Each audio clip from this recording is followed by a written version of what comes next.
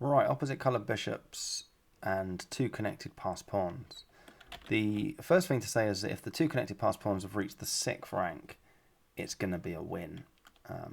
There's one caveat to that, which I'll go through, and that's only if you've got knights and rooks pawns, and crucially the bishop has to control the rooks, like the long diagonal basically. So the only way it would be a draw here, because we've got a light square bishop as the defending side, is there are a couple of defensive setups that black can do with their bishop and king, if it's a knight and rooks pawn, which I'll get onto. But if the pawns reach the 6th rank on any other permutation, it's just a win. So let's go through that win. First of all, the basic defensive setup that black would like to reach if they could, and they can't here, we're going to win this, is the bishop on this diagonal and the king on f7. That is just an impenetrable defensive setup. And straight away you can see why it's important the pawns haven't reached the 6th rank. Because you think, well, hang on, why can't we do the same thing, but the pawns on the 6th rank? We'll just put our king on e8 and the bishop controlling the same diagonal. And the answer is that because you have to have a move, and you have no move in that position if you want to just leave your bishop on that diagonal. It just can't, just doesn't work. So you have to have your king on f7 and your bishop, king on f7, sorry, and your bishop attacking from c8. And what's so good about that is that you've then got this back and forth of your bishop. And I'll go through it in a minute. I'll play Stockfish on level 8 and the basic defensive setup. There's just nothing the attacker can do. But in this position, it's too late. The reason that you want to have your bishop on that diagonal is you've got to control e6. So, I mean, if white plays e6 here, for example, it's just a draw. Bishop just takes it. So the bishop can control e6, no problem. But it also has to attack f5. And what that does is it ties the white king down. What we're going to do as the attacker, with white to move here, is stick our bishop on that diagonal. We're going to shoot across the pawns. It's important to control the f6 and the e7 square. So if the king goes to f7, we can just bring our king round to d6. Okay. At any given time, if the black bishop moves to attack f5, because we're controlling e6 and e7 and f6, sorry, with our bishop, then we can push the pawn forward with check. And that's how we make progress. That's if the king goes to f7. If it goes to d7, then we're going to need to bring our king round. Well, we're going to have a bishop in the way, but we're going to have to bring our king round all the way to f6. Stockfish will probably play that because it's going to take us longer to actually make some progress, but we'll see. So let's play the first move. Let's get our bishop onto this diagonal. What's he going to do?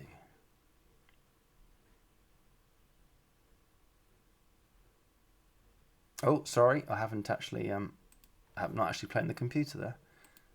Where am I? There you go. Now let's see what Stockfish does. I'm just staring at an analysis board.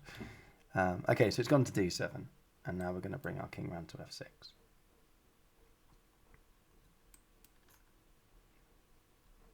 Here we go. Oh, little check.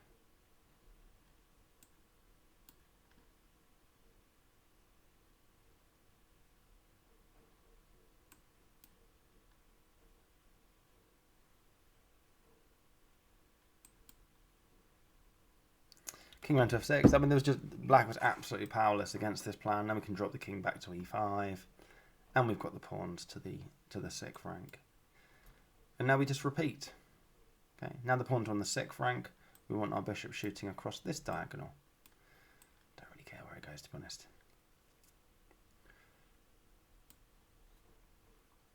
And yeah, the king's gone to g8, so we're going to make our way to e7. If it had gone to e8, we would have made our way to g7. Okay, so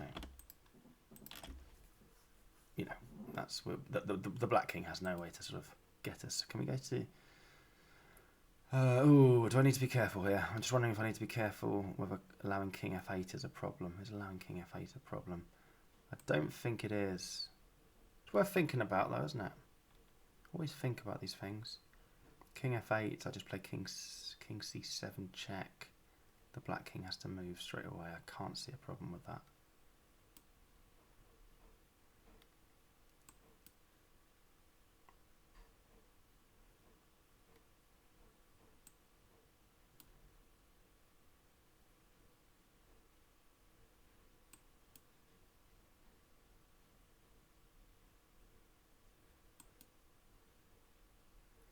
And it's gone. Just got to watch out for... Well, let's not carry on with this. I was going to say you just need to watch out for stalemates, but not really. The black king's got lots of squares over here. It's we can just... well, they haven't even sat the bishop there, so we could just play f8 equals queen. So let's not carry on with that anymore. Let's instead move on to the basic defensive setup. So this one I've also got set up to play Stockfish, although I'll probably play a move and then just stare at the screen for a bit again. Let's see what happens. So remember the basic defensive setup. These pawns are going to get to the 5th rank. We want our bishop attacking that pawn from this diagonal, and we want our king on e2. Okay, it has to be shooting across the pawn. You have to be controlling the e3, the d3, and the e4 square, and it just ties the black king down. We've got to be very careful to start that now, I think, because if you don't play bishop b1 straight away, black will play d4, and I think d3 is then unstoppable on the next move. So I think the only drawing move is bishop b1. See, black had to defend the pawn there, and that just gave us the one extra move to get our king to e2. And now it's just a draw. I think we can attack that pawn, can't we? It's always a good principle in opposite coloured bishop endings. If you're the defending side, always attack your opponent's pawns. Force them to move to the opposite coloured square, and it's going to be good for you. So, I mean, don't just blindly apply that as a rule, but it's usually quite good to do that. I've found, and also red. And there's not really much to say here. I mean, it's just a draw. This is the basic defensive setup. There is absolutely nothing that black can do, and Stockfish is just going to mess around moving their bishop. They're just going to move their bishop for about 50 moves, avoiding threefold repetition, and then play d3, and it's a draw. This king is completely tied down to the defense of the e4 pawn. So yeah, let's call that one a day there, and move on to the next one. Right, so this one is black to play. Pause the video and decide what you'll do as black.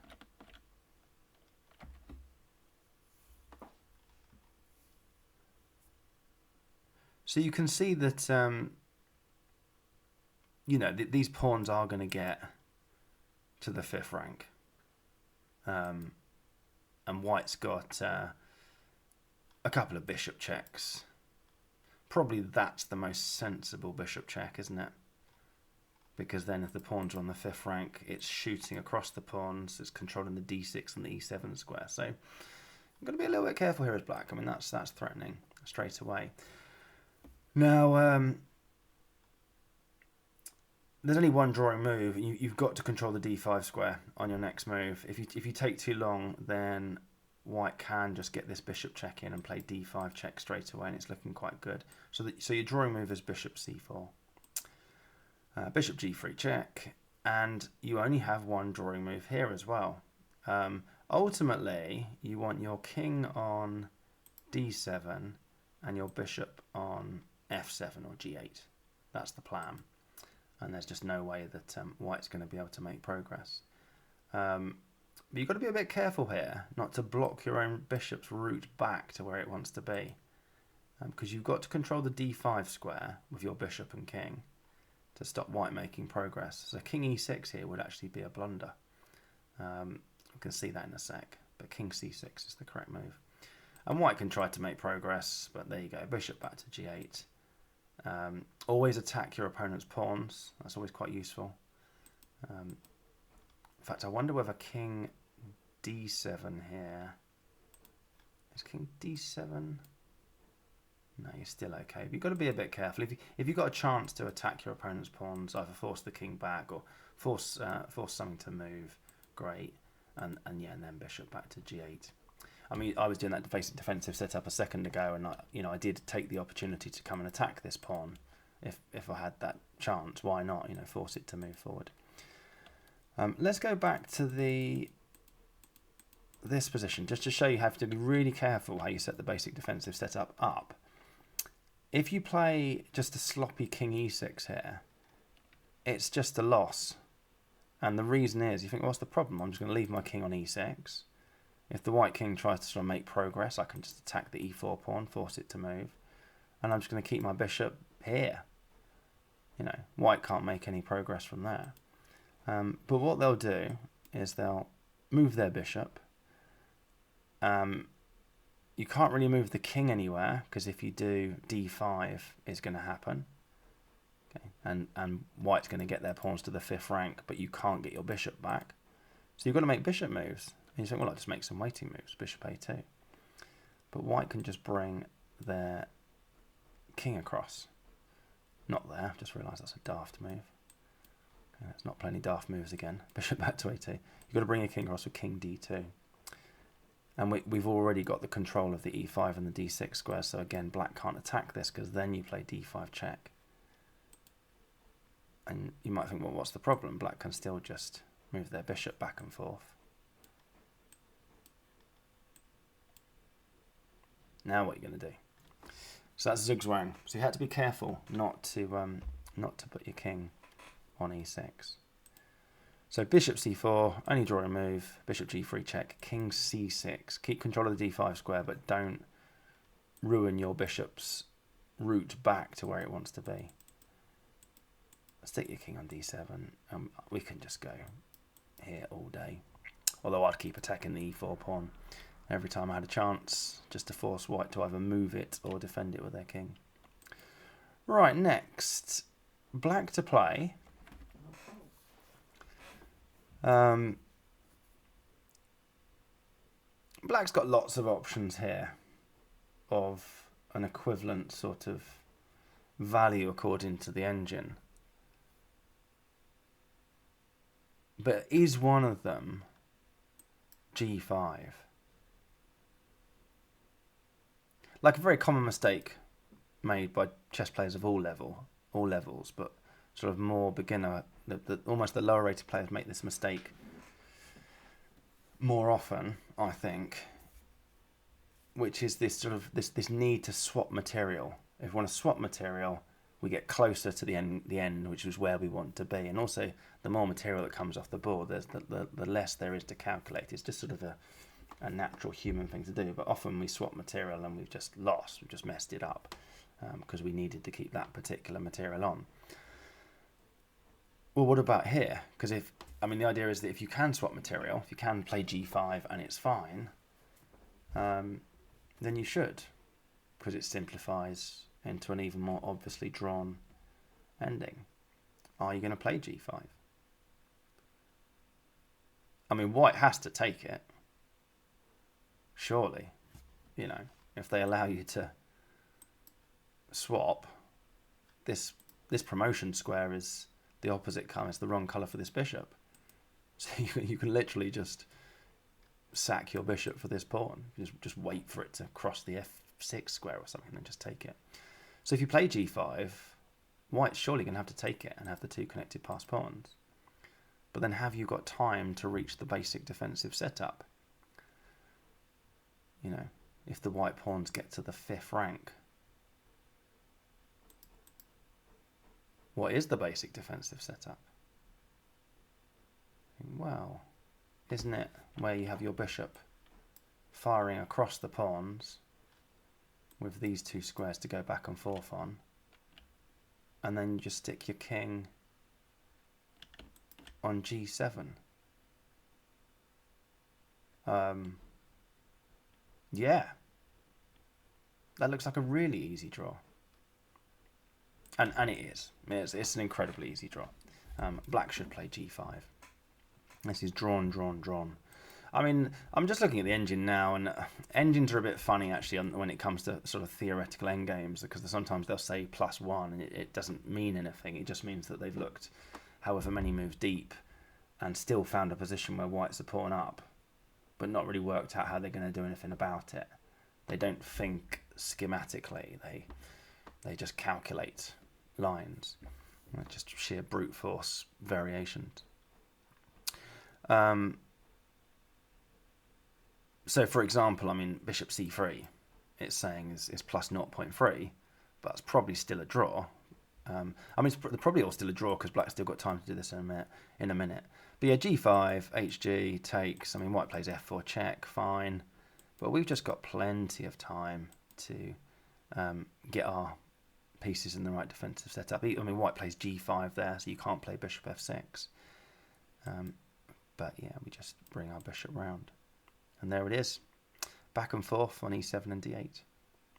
I wonder if we even had to be careful actually here. Do we have to be careful? If we did something sloppy like bishop e3. Yeah, see, even that's alright. We still get away with it. Can we play bishop b6? I presume we can. Yeah, that's fine. We're going to bring our bishop here. Oh, not there. Turn our bishop into a knight and shoot across the pawns. So yeah, g5, absolutely fine. Right, this position, white to move. Pause the video. Has white got time to reach the basic defensive setup? What is the basic defensive setup? Can you achieve it as white? And this one, the answer sadly is no. You can't get the basic defensive setup. Remember, if the pawns get to the 6th rank, it's a win. So we've got to try and set up the basic defensive setup with the pawns on the 5th rank. And that's going to be the bishop shooting across this diagonal with the king on f2. That's what we're trying to achieve as white. If black helps, you can do it. Like if black releases the e-pawn and allows your bishop back to c1 via b2, then yeah, that would do it. But we're going to gain a tempo attacking the bishop on f1. I think we can get our king to f1 okay, f2 okay. But we're not going to be able to get the bishop to that diagonal in time. King d2, f4, bishop g7, trying to get the bishop round. We'll look at king e1 in a minute as well. King f5, there's king e1 anyway. Bishop b5. So I think it would transpose, wouldn't it? Because what else would you have done in that position? You'd still play bishop g7. So let's not bother looking at king e1 in a minute. We're kind of already looking at it. Black controls that diagonal. Here we go. We're going to try and get our bishop round in time. But it's just too late. Okay. One move too late. If we bring the bishop round this way, trying to get it to there, which is one move too late, this e3 check is going to happen. So we have to control e3 from the wrong square, but the problem is because we're not controlling e3, great, but we're not shooting across the e3 and f4 squares. So white's just going to, well, the correct thing for black to now do is just get their bishop controlling that diagonal. That's what they're going to do. King e5, bishop there.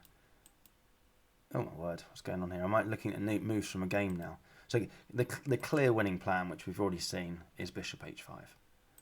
Okay, so I think we're actually following moves from a game. So I've forgotten what happens there. This is mad. What the hell is this king e6?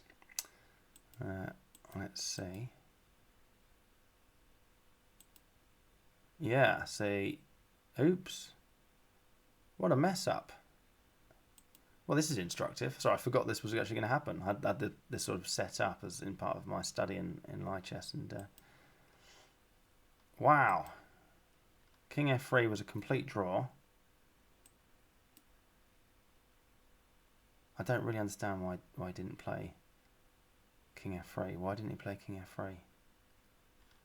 What was he worried about? Bishop h5 check. We just take the pawn. We're threatening to take this. It's got to move or be defended. If it gets defended, I just don't understand what's happened in this game. Was this really a master level game? Anyway, some strange moves going on there, but yeah, it looked like in the game that white did actually manage to defend it. Well done to whoever this white player was. But bishop e8, great move. Bishop b6, what else can white do? And what is black doing here? So strange. We've already seen the correct attacking procedure. Have your bishop attacking across the pawns. And, I mean, usually it's a check. So let's just go through it, actually. Let's just be obstinate. Rather than bishop b6, let's go king e2. We'll see the check. And then remember that if we go to f2, the black king is going to make its way to d3. And if we go to d2, the black king is going to make its way to... Don't step in front of your bishop. We might have some shenanigans going on there where you get checks. You might have to put your bishop on g4 and then go around it or something. But you're going to make your way to f3. Sorry, that's what you're trying to get to, isn't it? You need to control the e3 square, but you can only do it once you've checked the king off that diagonal. As it was in this position, we could have played bishop h5, and we've already cleared the path for the king. It's just an easy king move to d2. Very entertaining balls up there, isn't it? So some top-level players. Oh, hang on, and then white blundered again. And then it's the 6th rank pawns. Oh, my word. I think we've seen enough of that one. Right, so that's the basic attacking procedure and the basic defensive setup. Now, remember, if the pawns get to the 6th rank, it is... it's a win. Okay, but there is a caveat to that, and it's in this position here, where it's rook and knight's pawns, and you have to have the defending side's bishop controlling the rook's promotion square. So basically, say it's the long diagonal, but there's a black pawn in the way here. So pause the video if you like and work out what you would do as white. This is a win for white, this position, because black hasn't got time to reach one of the two important defensive setups.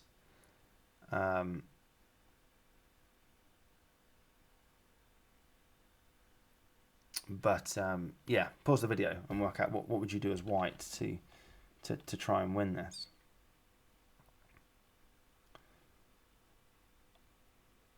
So one defensive setup that black wants is to get their king to f8 and just leave it there, because there is just no way for white to make progress. Usually if the king was on f8, the white king would come round to h7 via the... We'll have to go into the I file, wouldn't it? The white king can go into the I file and get its way to h7. Or even, it might even have to use the J file as well, which I'll explain that one later on as well, because you need even more space. But there is no I file, there is no J file, so if the black king is on f8, it's a draw. Okay, so you have to, as white, stop the bishop, stop the black king getting to f8. There is another defensive setup, which I'll look at in a sec, which black could do if the bishop comes to f8. That's quite a good one to know as well. But white's only winning move here is king e6. And yeah, and we could see king g8, but then king e7, you just stopped the black king getting to f8. We might see a check, king e8, bishop here. I mean, the problem that black's got at any time is if they come back here and play attacking the pawn, then we can play bishop b3 check, and you can see that we're queening there. So the black bishop had to maintain control of g7. So let's say it does that. It comes back to d4, bishop b3 check, king there, and now the white king comes into f7, and you can see that it's over. So that's the way to win it. Stop the black king getting to f8. You think, well, I could do that playing bishop b3. Bishop b3. That's also a win. Oops. Just messed that one up. Oh. Oh no. Oh yeah. Black king's got to f8. Draw.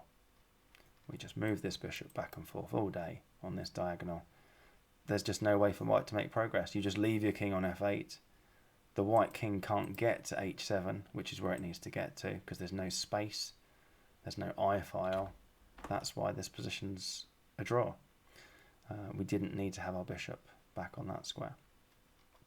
So that's worth knowing about. That's the caveat to the 2 and the 6th rank. Here's the other one. Black to play. See if you can work out what you do here. Pause the video and have a go at it. This one you kind of get right, I suppose, because there's just no other moves really. So bishop f8. This is the other defensive setup. If you can achieve it. I mean, it's fairly clear that you don't want to play anything like king g8. You think, that's all right, I'll get my king to f8, and then I'll be all right. Well, no, you're gonna get checkmated in the next 2 or 3 moves. I mean, you've lost, haven't you? Well, white's about to queen on g8, so don't do that. Probably also want to just quickly check what's wrong with bishop f6. Well, now we can attack the bishop with tempo, and we're going to stop the black king getting to f8, because that was black's other plan, wasn't it? So you think, aha, I can put my bishop back on this diagonal. It's like, no, you can't, because I'm going to stop your king getting to f8. So that was no good as a drawing plan either. So it had to be bishop f8, and white has to defend the h6 pawn, otherwise it's completely drawn, obviously. And as black now, you just get rid of your f pawn. Just get rid of it. You don't need it. In fact, not only do you, it's not just that you don't need it, you really don't want it. You can't have your f pawn, otherwise what you're about to do is not going to work. So get rid of your f pawn. If white doesn't take it, just go and make a queen, and then they'll have to take your queen or lose the game. So just get rid of your f pawn, and then king to g8. You're just going to move your king back and forth on g8 and h8 all day until you get zugzwanged. It's not looking good, is it? Oh dear, got to move the bishop, and then g7 followed by g8 queen, checkmate. Okay, check this out. Bosh, take that. Oh no. So I can't leave my bishop on that diagonal. You just take my h pawn. Black's threatening to take the h pawn right now. So you'd have to give up control of g8. King g8. Bishop there. King h8. We're just going to go back and forth all day. King h8, king g8. And if we can't go to g8, take on h6. So that's the other defensive setup. They're the 2 defensive setups that's worth being aware of. You either have your king on f8 and the bishop controlling that long diagonal, or you have your bishop on f8 and your king on h8, crucially being ready to take on h6 as soon as you're going to get stalemated by doing so when white takes back. Right. Now this one is white to play. It's very similar to a position we had earlier on, and you can draw it in exactly the same way. Okay, so I've had a similar position earlier on, but I think the whole board was sort of shifted over here, and the pawns were here and here. So I think everything gets shifted down one diagonal square to the left, basically. You think, well, we've got ages here, haven't we? Because the pawns can't get to the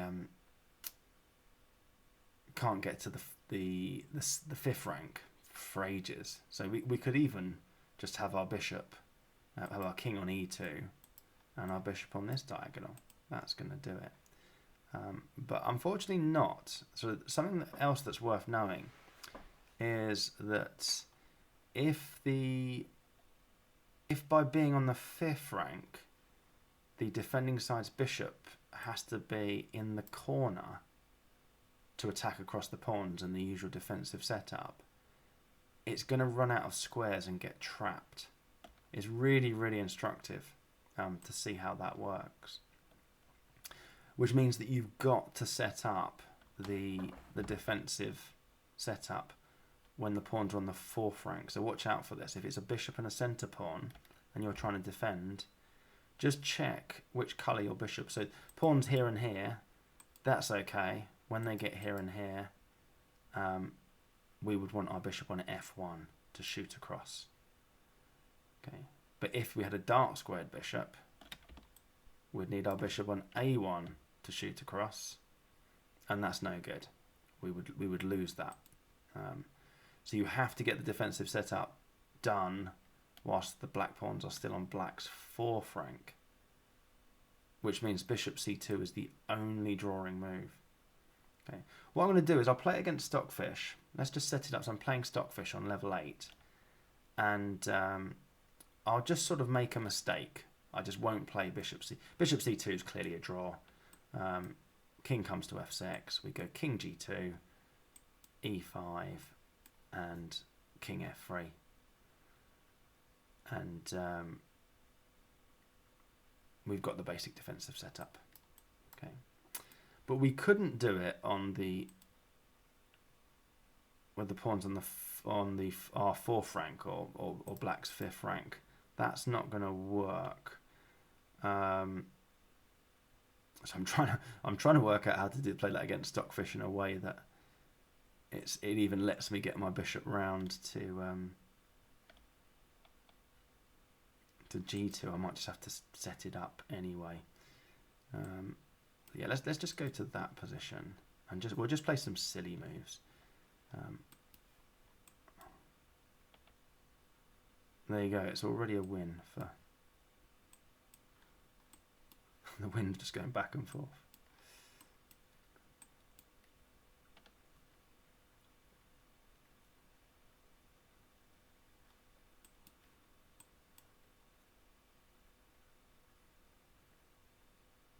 Yeah, that'll do. That will do. Let's play that against Stockfish. So I'll let Stockfish be black, and I reckon I'm going to be resigning pretty soon.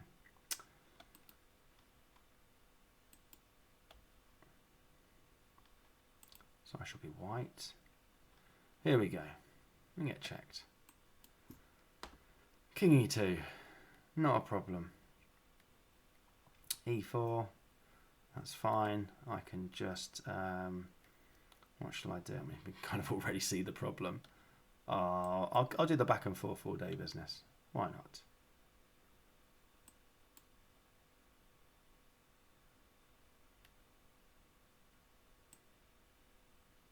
Uh-oh.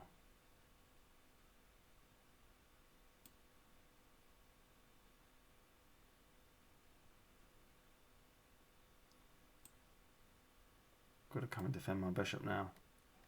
It's a mess, isn't it? Look at this. What a mess.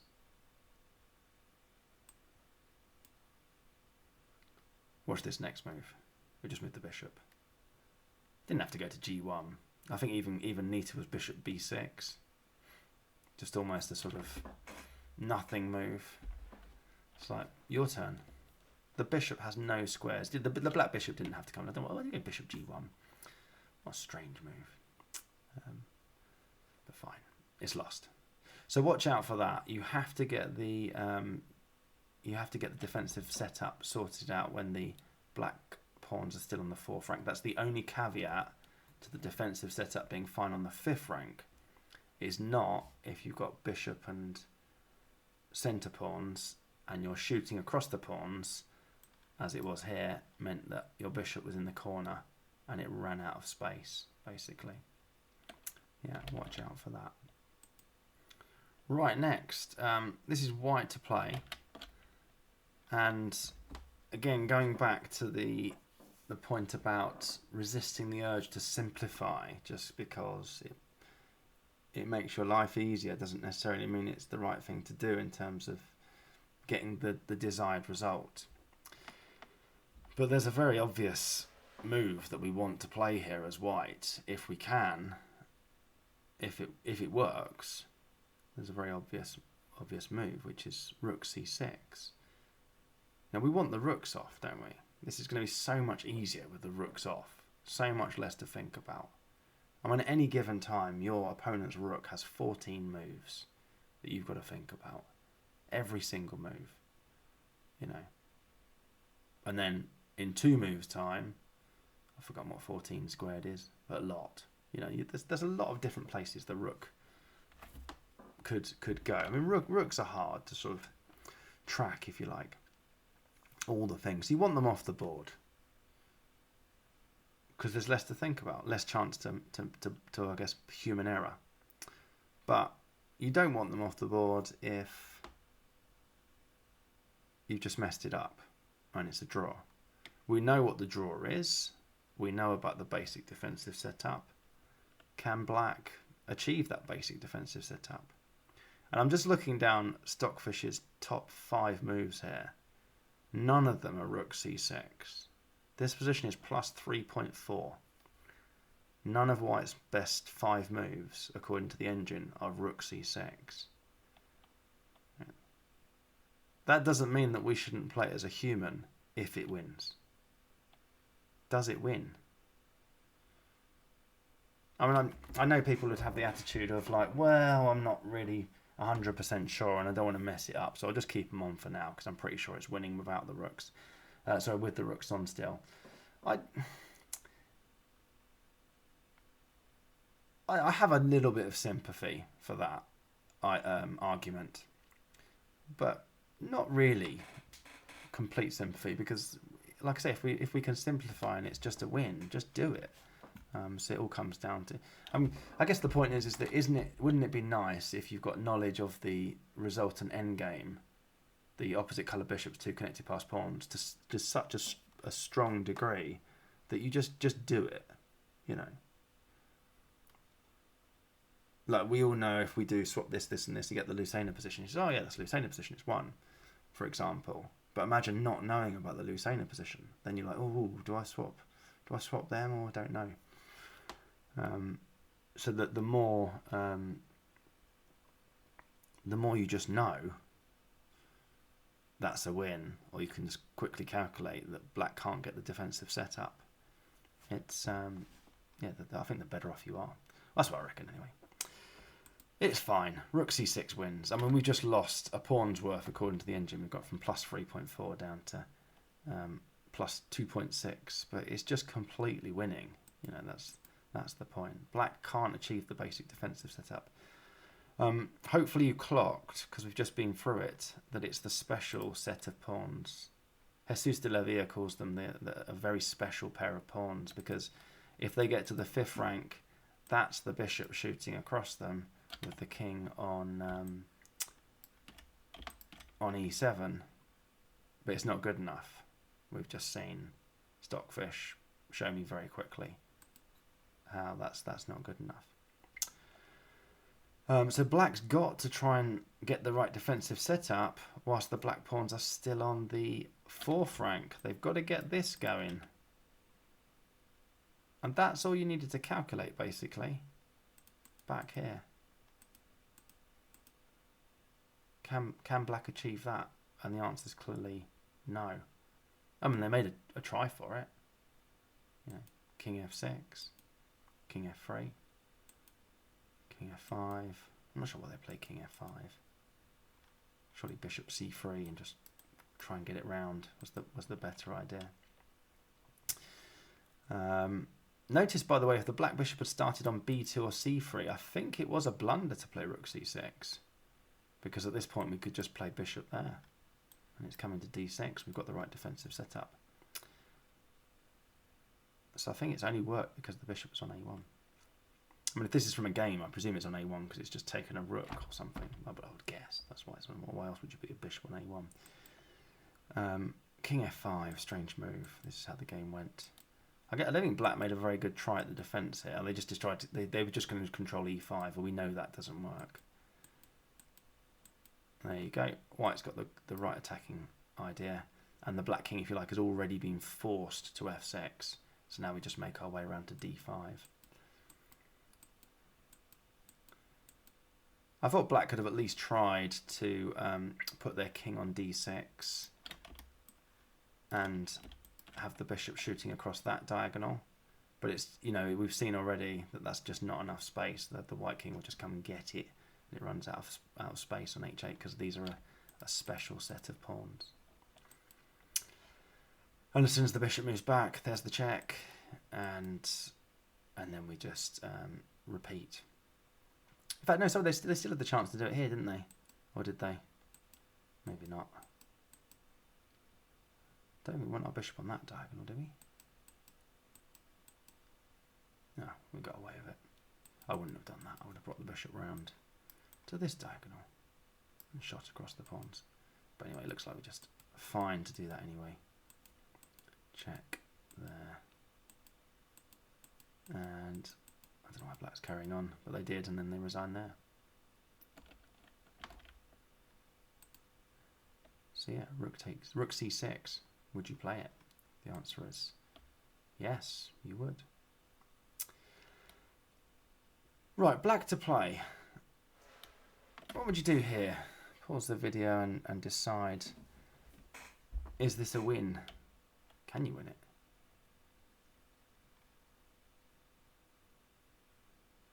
If you can get this pawn down to the 4th rank, it's or black's 5th rank, it's a complete win. Although white can easily get the right defensive setup. In fact, this is almost exactly the same position. It's not the right defensive setup. We're going to run out of space for our bishop. We're just got to be a little bit careful, because the first thing is that well, we want to get the f pawn moving. But if you just sloppily played king e6, oops, check this out. Oh dear. And that's a draw, obviously. So you've got to control the e3 square. The correct first move is bishop c5. Bishop there, king into e5. And, well, this is the position that we've already seen Stockfish beat me in. This is almost a mirror image of that. Bishop g2. Is he going to play bishop g1 this time? There you go. That's the move I wanted Stockfish to play. Beautiful little zugzwang. Right, how are we doing for time? Do we do this one as well? Let's have a look for time. See, that's 41 minutes. So I'm just looking at the other positions. Do I want to make the video